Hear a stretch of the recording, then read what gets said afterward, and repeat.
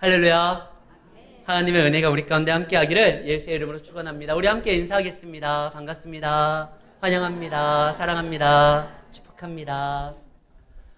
이번 긴 연휴 끝나고 나서 이제 금요일이었을 거예요.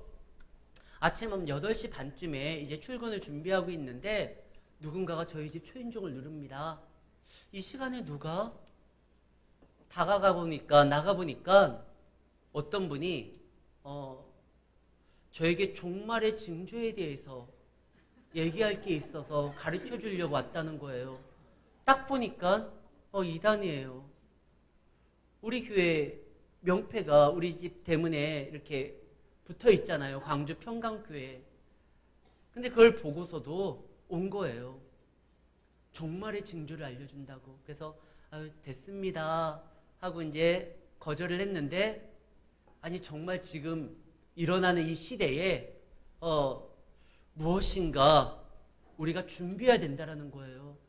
그래서 준비가 됐습니다 라고 하는데도 자꾸 얘기를 해서 그냥 궁금은 했어요. 도대체 뭘 얘기를 하려고 하나.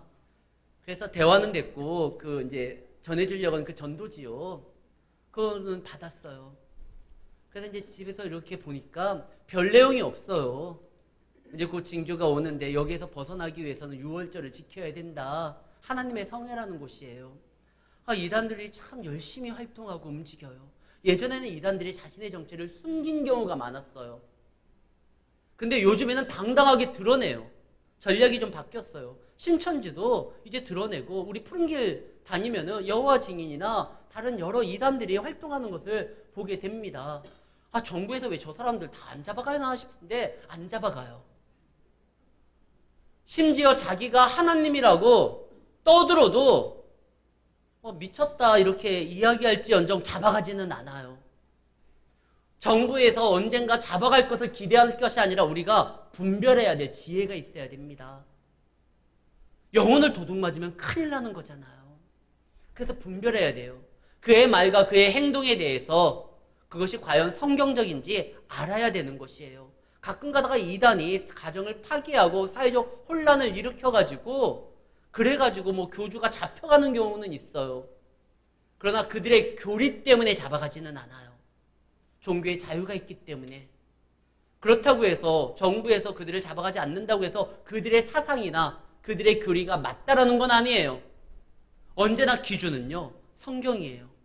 성경에서 가르치는 바를 하는 것인지, 아니면 어떤 특정인의 욕심을 위해서 이 교리가 만들어졌는지, 그리고 그 교리가 가정에 심어졌었을 때 가정이 파괴가 되는 것인지, 사회가 어려워지는지 그걸 자세히 살펴봐야 돼요. 사실 많은 이단들이 예수님 당시에도 교회에, 성전에 침투를 합니다. 그래서 그것을 걸러내줘야 될 작업이 필요해요. 그걸 누가 하느냐? 대제사장들이나 장로들이 그 역할을 감당을 합니다. 예수님께서 성전에서 복음을 증거합니다. 오늘 본문에 보면 하루는 예수께서 성전에서 백성을 가르치시며 복음을 전할세. 근데 이때 이 복음에 대해서 이것이 진짜인지 아닌지를 들어보면 알거든요.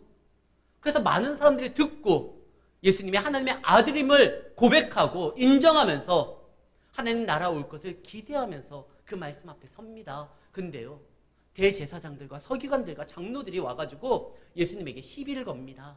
그의 말의 메시지의 내용을 듣는 것이 아니라 너 누구한테 권위를 받아서 여기에서 말을 전하냐고, 누구한테 허락받고 그러느냐고.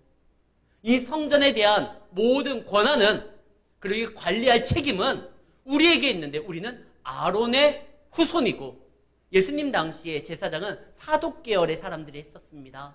우리는 사독의 후손이고, 그리고 로마의 허락을 받아서, 비록 로마의 지배를 받고 있지만 이 성전에 대해서는 우리가 관할하도록 로마의 허락을 받았는데, 넌 도대체 뭔데 여기에서 말을 전하느냐? 예수님께서 거기에서 말씀을 전하는 건 누구에게 허락받고 한 게 아니에요. 그가 성전보다 크신 이였고 그가 성전의 주인이기 때문에 전하는 거예요. 이거에 대해서 무슨 민증을 깐다거나 자격증에 대해서 보여줌으로 인하여 자신이 말을 해야 되는 어떤 이유를 찾을 필요도 없어요. 예수님 그냥 선언하면 돼요. 근데 이들이 몰랐다? 아니, 모를 수가 없어요. 예수님은요, 아예 노골적으로 자신이 메시아임을, 성전의 주인이심을 알리고 오셨어요. 스가랴서 9장 9절. 예수님께서, 메시아께서 성전에 올 때 뭐 타고 오신다고 했죠? 나귀 타고. 예수님 나귀 타고 왔어요. 세례 요한이 증언을 합니다. 그는 하나님의 사람이다. 하나님의 어린 양이다. 그의 말을 들어라. 혹시나 그 세례 요한의 말을 듣지 못한 사람이 있었을까봐 예수님께서 세례를 받으실 때 아예 하늘이 열려서 하나님께서 말씀하셨어요. 이는 내 사랑하는 자요, 내 기뻐하는 자니 너희는 그의 말을 들어라. 그리고 성령이 비둘기처럼 강림하시고요. 그리고 예수님께서는 수많은 기적을 일으켰습니다. 가장 대표적인 메시아의 기적은요, 보지 못하는 자가 눈을 뜨는 거예요.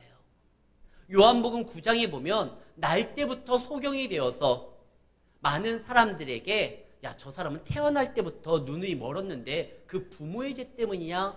아니면은 그가 뱃속에 있었을 때부터 죄를 저질러서 태어날 때 안 보였으니까 그 사람의 죄냐? 죄인 취급받았었던 한 소경이 등장을 합니다. 예수님이 그에게 다가가서 진흙으로 그 눈을 바르고 그 눈을 뜨게 만드셨어요. 근데 이것이 문제가 되는 일이 안식일 날 이루어졌다는 거예요. 안식일은 거룩한 날이라서 아무것도 하면 안 되는데 어떻게 눈 뜨게 만들었느냐? 그래가지고 그때 당시에 바리새인들과 종교 지도자들이 이걸 가지고 예수님을 걸고 넘어지려고 했습니다. 그때요, 이 소경이었던 사람이 그들에게 질문을 받아요. 너 눈뜨게 한 사람 어디야? 어디에서부터 온 사람이야? 어디로 갔어? 너 진짜 태어날 때부터 못 봤던 거야? 쇼했던 거 아니야? 그때 이 사람이 답답한 거예요. 아니, 성경에 기록되어 있는데 안 못 보는 사람이 보게 되는 건 그건 메시아의 능력인데. 요한복음 9장 30절 말씀입니다. 그 사람이 대답하여 이르되 이상하다. 이 사람이 내 눈을 뜨게 하였으되 당신들은 그가 어디에서 왔는지 알지 못하는도다. 선생님이라며.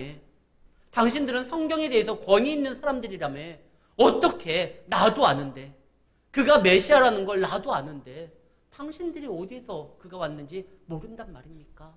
예수님은 소경을 눈뜨게 했고 안진뱅이를 일으켰고 그리고 빈들에서 오병이어 기적을 통하여 사람이 떡으로만 살 것 아니요 하나님의 말씀으로 산다라는 그 광야의 기적의 능력을 보여주셨고 여러 가지 모습을 통하여 본인이 메시아임을 알렸어요. 아예 예수님은 이름표를 붙이고 온 거예요. 나 메시아. 이렇게 노골적으로 자신이 메시아임을 알리고 왔는데도 이 성전 관할하고 있다라고, 책임이 있다라고 하는 대제사장들과 서기관들이, 장로들이 와가지고 따지는 거예요. 너 누구 권한으로 온 거야? 그거를 말해보라 이거예요. 만약에 예수님이 나는 하나님의 아들이다 이렇게 말을 하면 그 이야기를 듣고 예수님을 믿으려고, 섬기려고 하는 것이 아니라 꼬투리 잡으려고 하는 거예요. 뭐 하나님의 아들? 이런 참남하다. 실제로 나중에 예수님이요, 그 유대인들의 그 재판에서 무슨 죄로 그 고소가 됐냐면 참남죄예요. 웃기죠? 하나님의 아들이 와가지고 자신이 하나님의 아들이라고 말했는데 참남하다. 오히려 하나님을 욕되게 만든 자들이 오히려 재판장에서 예수님을 판결합니다. 그는 죽어야 된다. 그래서 빌라도한테 넘깁니다. 만약에 예수님이 너 무슨 권한으로 왔어? 나 하나님의 아들이야. 그러면 참남죄로 잡으려고 하는 거예요. 아니면 예수님이 그래, 나는 하나님의 사람으로서 너희들에게 복음을 증거하러 왔다. 그러면 그것을 증명해봐라. 기적을 보여주면 어떻게 됐을까요? 기적을 보여주면 더 센 기적을 계속적으로 요구했을 거예요. 그리고 그들은 예수님을 걸고 넘어지려고 하지만 이 대제사장들의 무리가 아닌 일반 사람들은 그 예수님이 보여주시는 기적을 보면 어떻게 합니까? 예전에 한번 예수님이 누구도 부정할 수 없는 기적을 보여준 적이 있어요. 어린아이 도시락으로 수많은 사람들을 먹였을 때 그때 사람들의 반응이 뭐예요? 먹고 사는 문제를 해결해 줄 수 있는 분이니 저분이 우리의 왕이 되면 되겠다 해서 억지로 왕을 삼으려고 했어요. 그럼 어떻게 됩니까? 억지로 왕을 삼게 되면 현재의 왕과 충돌하게 되고, 그러면 예수님이 지금 3일 후에 이제 십자가를 져야 돼요. 오늘 본문이 화요일이에요. 예수님은 금요일날 십자가에 달려요. 이제 곧 십자가에 달려야 되는데 백성들이 억지로 왕 삼으려고 하고 또 그게 또 충돌이 되고, 예수님은요 왕 되려고 오신 게 아니에요. 우리를 구원하시기 위하여 십자가에 달려 죽으시러 오신 거예요. 이거에 대해서 방해될 것을 예수님이 보여주지 않습니다. 그리고 기적을 보면은요 사람들이 믿을 것 같다? 안 믿어요. 신기하다고 생각을 할 거예요. 그리고 더 센 기적을 보기를 원하는 것이지, 믿음은요 기적을 통해서 일어나지 않습니다. 믿음은 어디에서 나오죠? 로마서 10장. 믿음은 곧 들음에서 나는 거예요. 듣는 것은 하나님의 말씀이라고 했습니다. 믿음은 거기에서 나는 것이지 기적에서 나오는 게 아니에요. 하나님께서 처음에 아담을 만날 때 어떻게 만납니까? 아담아, 말씀으로 그를 부르면서 그와 함께하며 그와 동행하며 늘 그와 대화를 나누면서 그의 존귀함을 세워주고, 그가 이 모든 것들을 감당할 수 있도록 땅을 정복하고 다스리고 통치하고 생육하고 번성할 수 있는 능력이 하나님의 말씀 가운데 이루어진 것을 알려주기 위해서 대화를 통했었지, 기적을 보여주면서 나타나시지 않았어요. 아담에게 나타날 때마다 막 기적을 보여주시고 어떤 큰 역사를 보여주고, 이게 아니에요. 기적은 사람을 믿게 만들지 않습니다. 신기해서 말씀 가운데 인도까지는 할 수 있을지언정 진짜 믿음이 생기는 건 말씀이에요. 지난 금요일 날 엘리야에 대한 설교를 했습니다. 그때요 엘리야가 누구보다도 큰 기적을 베풀었던 사람이잖아요. 그가 기도할 때 비가 오지 않아요. 그가 기도할 때 비가 와요. 그가 기도할 때 하늘에서 불이 내려요. 그가 성령의 충만함을 입었었을 때 마차보다 빨리 달리기도 합니다. 그는 기적의 선지자였어요. 그런데 기적이 이스라엘 백성들에게 믿음으로써 변화시키지는 못하게 만들었습니다. 기적은 신기한 거지만 믿음이 생기지는 못하게 믿음이 생기도록 역사하지는 않아요. 그래서 엘리야에게 하나님께서 보여주신 게 뭐죠? 큰 기적의 능력을 먼저 보여줘요. 막 지진이 일어나게 하고 큰 바람이 불어서 바위가 터지게 하고, 그리고 불이 모든 것을 태우도록 맹렬하게 막 움직이는 걸 보여줘요. 근데 이 엘리야가 가만히 보니까 그거로 인하여 하나님의 말씀이 들리는 건 아니에요. 기적은 신기한 거예요. 그리고 말씀 앞에 서게까지만 하는 것이지 말씀이 들리게 해서 믿음이 생기게 만들지는 않아요. 예수님이 그래서 처음에는 기적을 베풀었어요. 왜 베푸는 줄 압니까?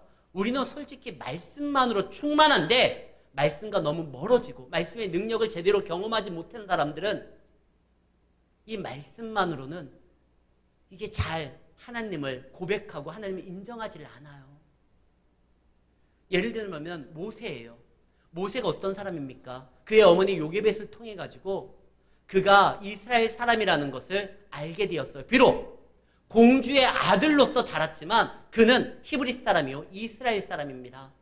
그래서 자기 민족이 고통당하는 것을 보고 도저히 참을 수 없어서 자기가 움직이다가 그걸로 인해서 형상 수배범이 되어 광야로 도망가게 돼요. 그리고 40년을 광야에서 있습니다. 그는 너무나 억울한 거예요. 하나님의 사람으로서 움직이려고 하는데 일이 점점 꼬이니까 이거 아닌가 보다. 그래서 말씀을 멀리합니다. 그때 하나님이 기적으로 나타나요. 왜 그러냐면 이미 말씀을 멀리했기 때문에 말씀의 은혜를 잘 몰라요. 그런 사람에게 필요한 게 기적인 거예요. 그래서 모세에게 기적을 보여주죠. 지팡이를 던져라 뱀이 되고, 손을 넣어봐라 이 나병이 걸리고 다시 넣어봐라 깨끗하게 되고, 기적을 보여주고 이스라엘 백성들에게 가서 아브라함에게 준 그 언약의 말씀을 떠올리고 내가 인도한 땅으로 가라 지시해라. 아니 이스라엘 백성들이 말을 듣겠습니까? 그때 보여준 게 10가지 기적이에요. 그러니까 말씀을 너무 멀리할 때, 아직 말씀의 은혜를 모를 때 그때 보여주시는 건 기적이고, 그 다음에 그 기적이 인도하는 곳이 바로 말씀이에요. 그래서 광야로 가서, 광야는 미드바르, 다바르라는 말씀이 있는 곳이에요. 그래서 그들이 어디를 가요? 하나님의 언약의 말씀을 듣는 신의 산으로 가잖아요. 기적은 말씀으로 이끄는 것까지예요. 그리고 거기에서 우리가 말씀을 들어야지 삶의 능력이 채워지는 것입니다. 그래서 예수님께서 이 말씀을 보여주려고 할 때 이 말씀의 능력을 모르는 이스라엘 백성들에게 먼저 기적을 보여주시고, 기적을 보여준 다음에 자, 다음 주에는 더 센 거 보여줄 겁니다 라고 하지 않고 그 다음에 막 말씀을 먹였었잖아요. 기드온도 마찬가지예요. 기드온도 하나님의 말씀을 멀리하고 있다가 하나님이 갑자기 나타납니다. 큰 용사요, 내가 너희를 구원할 것이다. 아니, 하나님이 살아계신다면, 하나님이 정말 능력이 있다면 우리가 왜 미디안의 눈치를 봅니까? 왜 이렇게 삽니까? 나는 못 믿겠습니다. 말씀을 했는데도 못 믿으니까 기적을 보여준 거예요. 그런 다음에 이제는 하나님께서 기적이 아니라 기드온에게 말씀만 합니다. 가라! 뭘 갖고 가냐? 적들과 싸우는데 항아리 들고 가라. 횃불 들고 가라. 그거면 된다. 내가 역사할 것이다. 기적을 그 다음에는 더 이상 보여주지 않고 말씀에 순종하게 만듭니다. 그때 역사가 일어나요. 믿음의 사람들은 원래 기적이 필요 없어요. 말씀으로 충분해요. 다니엘은 기적이 필요 없었어요. 어렸을 때부터 뜻을 정하여 하나님의 말씀 가운데 살려고 했기 때문에 그에게는 기적이 아니라 말씀이면 됐어요. 오히려 환관장이나 이런 사람들이 기적이 필요했지 다니엘은 기적이 필요하지 않았어요. 그래서 다니엘서 9장 2절 말씀입니다. 거기에서 보면 하나님께서 다니엘에게 말씀을 주시죠. 그 통치 원년에 나 다니엘이 책을 통하여 하나님께서 말씀으로 알려주시니까 그것만으로도 다니엘은 충분했어요. 보통 우리 믿는 사람들은요, 말씀이 들리면 하나님 안에서 뭔가 상황이 풀려나가는 것 같지는 않은데도 이상하게 평안함이 있고 할 수 있다라는 소망이 생깁니다. 그래서요, 다니엘서 10장에 보면 하나님께서 말씀을 주셨을 때 다니엘은요, 힘을 얻게 돼요. 다니엘서 10장 22절 말씀, 19절 말씀 죄송해요. 큰 은총을 받은 사람이여 두려워하지 말라. 평안하라. 강건하라. 강건하라. 그가 이같이 내게 말하매 내가 곧 힘이 나서 이르되. 하나님의 말씀을 듣게 되면 정상적인 기독교인들은 힘이 나게 됩니다. 지금 예수님께서 성전에 들어가서 이제 말씀을 하셔요. 기적은 이미 충분히 다 보여줬어요. 가장 큰 기적이 뭔지 아십니까? 성전에서 하나님의 말씀이 들린다라는 거예요. 강도의 소굴이었던 곳에서, 도적의 소굴이었던 곳이 정리되고 예배 가운데 하나님의 말씀이 들리는 거, 이게 기적인 거예요. 왜 예배를 드립니까? 사무엘상 15장 22절에 보면은요, 예배를 드리는 이유가 분명히 나와 있어요. 다른 목소리를 청정하지 아니하시고 번제와 제사를 드리는 것보다 순종이 제사보다 낫고 듣는 것이 순양의 기름보다 나은 것이다. 예수님께서, 하나님께서, 성령님께서 우리 가운데 역사하심으로 말씀을 하시는데 영광 받으시기에 합당하신 그분들이 예배를 통하여 영광을 받으시는데 정말 우리에게 원하시는 건 말씀을 듣는 거예요. 우리가 드리는 제사, 제물보다, 수양의 기름보다 여호와의 말씀을 청종하는 것이, 듣는 것이 더 귀하다라고 되어 있습니다. 예배는 하나님의 말씀을 듣는 자리예요. 쇼가 아니에요. 신기한 걸 보여주고 재미난 걸 보여주고. 아마 제가 여기에서 전 지금도 그게 제일 신기하거든요. 마술사들이 막 미녀를 이렇게 반으로 이렇게 막 이렇게 가르잖아요. 그런데도 막 움직이잖아요. 제가 우리 사모를 앞으로 내와서 막 이렇게 막 가르고 하면 막 신기할 거예요. 다음 주는 기대하십시오. 우리 딸들을 한번 갈라보겠습니다. 막 계속 이런 거 하면 막 신기해가지고 막 모이겠지만 믿음은 생기지 않아요. 믿음은 말씀에서 생기는 거예요. 예수님께서 지금 성전에서 말씀을 전하고 있어요. 이제 진짜 청소하고 거기에 말씀을 체험으로 인하여 그들의 믿음만 살아나며, 그들이 정말 하나님의 백성으로 믿음만 살아나며 로마가 지배하는 곳이라 할지라도 그곳에서는 하나님의 은혜가 끊이지 않고 멈추지 않고 풍성하게 채워질 거예요. 그런데 이 제사장들과 서기관들과 장로들은 예수님 앞에 그 귀한 말씀이 지금 귀에 들림에도 불구하고 너 누구 때문에, 어떠한 권한 때문에 누구에게 허락받고 여기서 말을 전하느냐. 그런데요, 말씀이 전해졌음에도 불구하고 그것을 받아들이지 아니하고 그거에 대해서 감사하지 아니하고 그것이 하나님의 능력이라고 인정하지 아니하는 자에게는 더 이상 말씀이, 그 귀한 말씀이 그들에게 더 이상 소용이 없다 생각될 때 하나님이 제일 먼저 하시는 게 말씀을 걷어가시는 거예요. 예수님 얼마든지 할 수 있잖아요. 그래? 그럼 내가 보여줄게 하면서 기적을 일으키지 아니하고 이제 더 이상 그 사람들에게 들려줄 말씀이 없기에, 너희들은 더 이상 이 하나님의 말씀을 붙들 자격이 없기에 말씀을 걷어가십니다. 답하지 아니하고 오히려 질문을 하시죠. 내가 한 가지 나도 물어보겠다. 세례 요한의 권세는 어디에서 온 거냐? 세례 요한이 세례를 많이 베풀잖아요. 그래서 별명이 세례 요한이잖아요. 근데 그 세례는 원래 구약의 근거를 찾아볼 수가 없습니다. 구약에서 세례받은 적이 없어요. 신약에서 구약 사람들도 세례를 받았다는 거에 대해서 표현을 할 때 그들이 홍해를 지나갈 때가 있었잖아요. 그것을 세례받은 걸로 신약에서 해석한 적은 있어도 이렇게 세례 요한처럼 물에 담갔다가 끄집어내면서 죄 용서함에 대한 표식을 보여줬던 건 구약이 없어요. 구약이 없는 것을 지금 세례 요한이 했는데, 야, 세례 요한의 그 권세는 어디에서 왔느냐? 그거 한번 답해봐라. 근데 그들이 생각하기에 세례 요한의 그 세례는 자기들한테 좀 불편했어요. 죄인들이 받는 게 세례거든요. 그 세례를 받는 건 죄인임을 인정하는 거예요. 근데 제사장들과 바리새인들은요, 종교 지도자들은 자기들은 죄인이 아니에요. 죄인은 저 세리가 죄인이에요. 저 창기들이 죄인이에요. 자기들은 죄인이 아니에요. 그래서 세례 요한의 그 말을 부정할 수는 없지만, 권세 있음을 인정하지만 세례받지는 않았어요. 자기들은 죄인이라고 얘기하고 싶지 않다. 우리는 아브라함의 자손이다. 그런데 어찌됐든 그 세례 요한은 그 말씀에 능력이 있었거든요.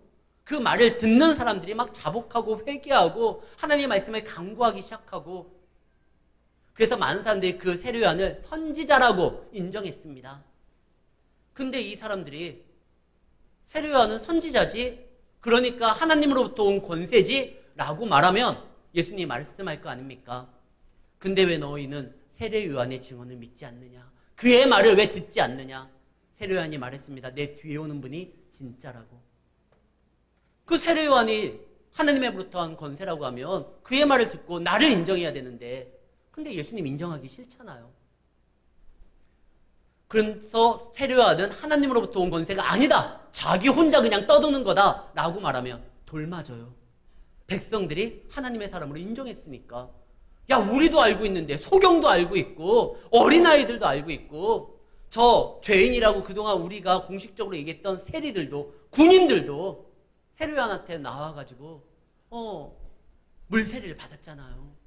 우리도 알고 있는 걸 여태까지 우리 스승인 척했던 너희들은 그걸 몰라? 그동안 우리를 속인 거야? 그래서 돌 맞을까 봐. 그래서 그들이 내린 결론이 뭡니까? 모른다예요. 참 비겁하죠.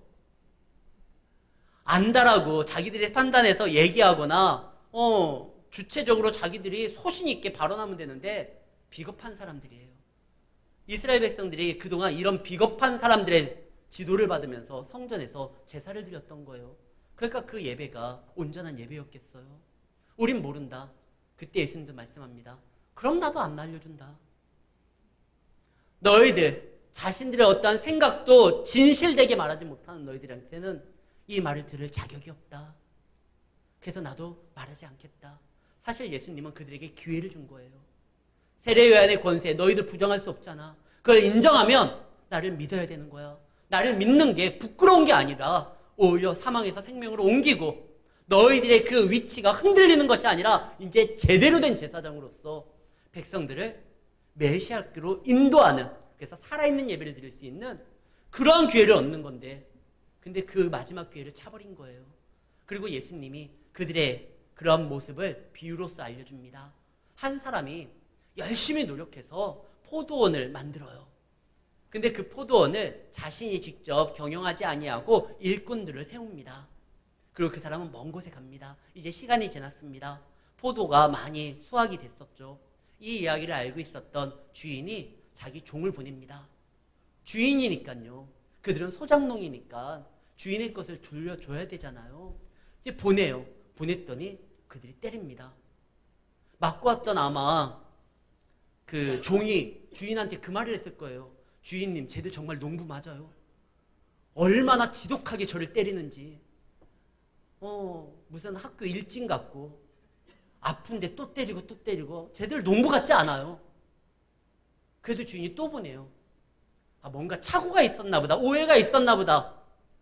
보냈는데 그 종도 또 때려요. 능욕을 보여요. 세 번째 종을 또 보내요. 또 때려요. 정말 이것들이 농사 짓지 않고 사람 때리는 것만 준비했는지 얼마나 진짜 지독하게 때렸는지 그때 이 주인이 이번에는 내 사랑하는 아들을 보내겠다는 말을 합니다. 복음서에서 사랑하는 아들이라고 등장하는 게 꼭 3번이에요. 그 세례를 받을 때 하늘의 문이 열리고 이는 내 사랑하는 아들이요 내 기뻐하는 자다. 변화산 사건 때 이는 내 사랑하는 아들이요. 그리고 오늘 본문이에요. 주인은 사랑하는 아들을 보내요. 어디에? 자기 종을 때리고 막 굉장히 일진처럼 이 무리배 같은 그런 위험한 곳에 자기 아들을 보냅니다. 뭔가 착오가 있을 거야. 내 아들 말은 들을 거야. 보내요. 그랬는데 어떻게 되죠? 그 아들을 죽여요. 이 농부들은 야 우리가 그동안 여기에서 얼마나 땀 흘리고 노력하고 수고 이건 우리 건데 주인이 아무리 만들었다 할지라도 여기에서 노력한 건 우린데 자기는 노력 하나 하지 아니하고 우리가 그동안 노력한 걸 가져가려고 한다고? 그들은 점유하니까 그것이 자신들의 권리라고 생각을 했습니다. 여기에 대해서 도저히 양보하려고 하지 않았어요.